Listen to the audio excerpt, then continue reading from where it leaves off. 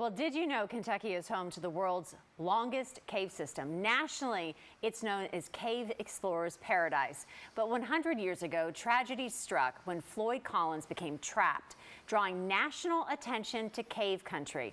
Now, to mark the 100th anniversary, special events will let you explore Hart County's underground wonders. Joining me here in studio is David G. Foster. He is the president and CEO of the American Cave Conservation Association, to tell us about this experience to this hidden world that many of us may have not known about.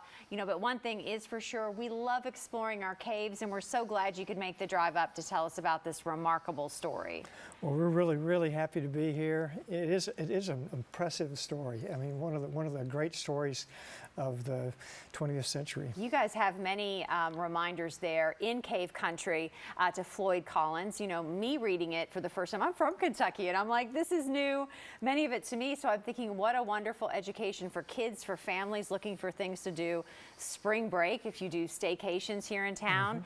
I didn't know he was known as the greatest cave explorer of that time. He was a very big deal. Yes, Floyd is kind of like the Sir Edmund Hillary, who explored the tallest mountain, Mount Everest, and he became internationally famous.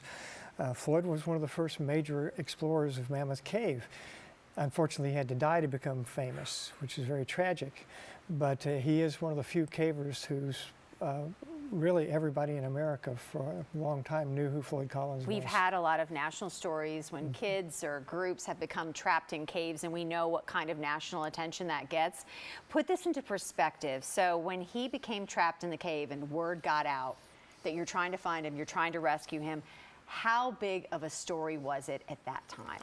Well, this is in 1925. Keep in mind, we didn't have television, we didn't have the internet, but we had this thing called radio at the time, and it was sort of at the beginning of that point in history when people had radios in their home, and they would listen to the news in the evening and hear about this poor man that was trapped in a cave in south central Kentucky, and people were riveted by it. It was one of the first viral news stories. And so it was one of the top three news stories of the decade of the 1920s. Amazing, amazing. And there were, what, cave wars going on at the time? What was that? What were the cave wars all about? People... Were everybody rushing to, what in the world was Floyd Collins doing in that cave? First of all, he was an explorer, and there's a... He owned the cave, right? It was his cave. He owned the cave, yeah. Well, he owned one of the caves, but he didn't own the cave that he died in. He was trying to find a new entrance that was closer to the main tourist road, because his cave was so far down the back roads that the tourists weren't getting to it. So Floyd knew how extensive these caves were, and he believed that he could make a connection to his cave that was closer to the main road. And that's what he was doing in Sand Cave. And so Floyd had an economic reason. There were so many caves in the area, and during the Depression, a cave was like having a gold mine. It was a lot easier than farming to run a cave. And so Floyd had found this amazing cave on his property and was trying to develop it and get people to it. And at the same time, Floyd was somebody that he'd explored in many other caves, and he just had a yin for exploring. And there are certain people out there that just want to go places where nobody's ever been.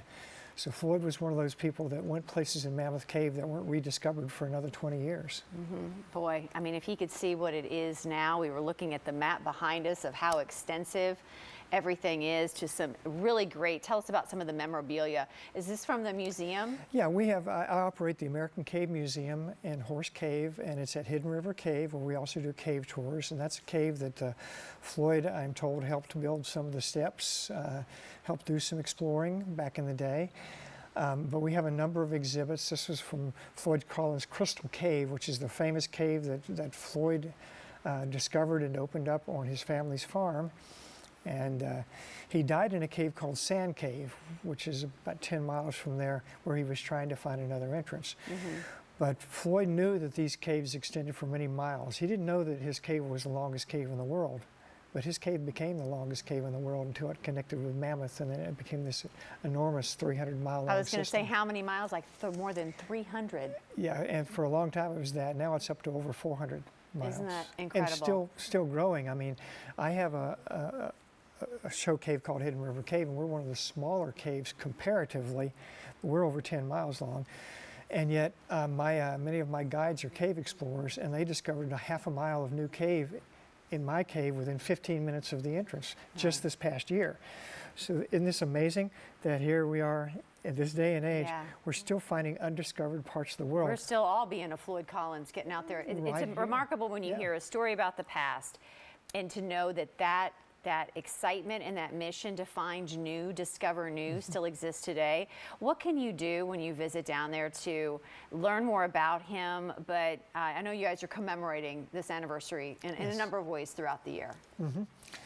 Well, you know, come down and take a cave tour if you've never been to the area. There's Mammoth Cave National Park, there's Hidden River Cave, there's Diamond Caverns, there's Onyx Cave, there's Crystal Onyx Cave.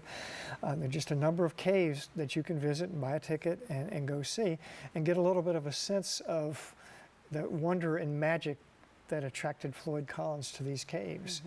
And many of these caves are open year-round. We are.